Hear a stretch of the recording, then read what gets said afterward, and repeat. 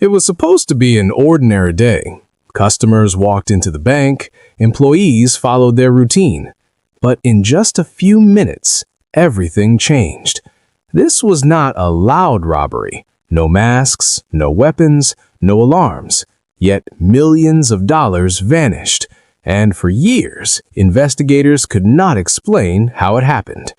This is the true story of one of the most shocking bank robberies in modern history.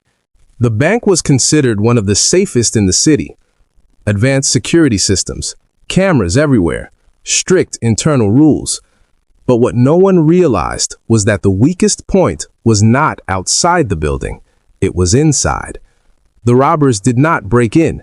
They did not force their way through doors. They simply waited and watched. For weeks, they studied employee behavior, shift changes, and security routines.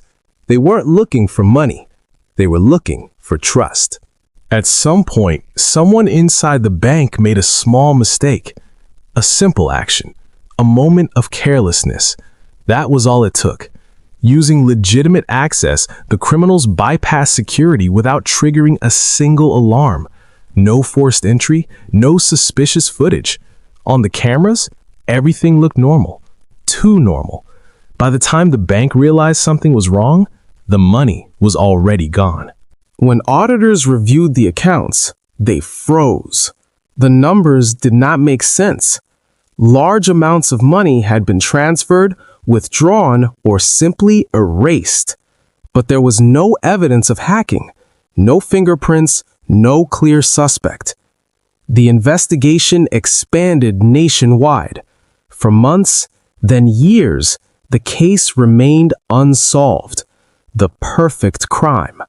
The breakthrough came unexpectedly. A minor detail, a forgotten log, a pattern no one noticed before. Investigators realized the robbery was not executed by force or technology, but by exploiting human behavior.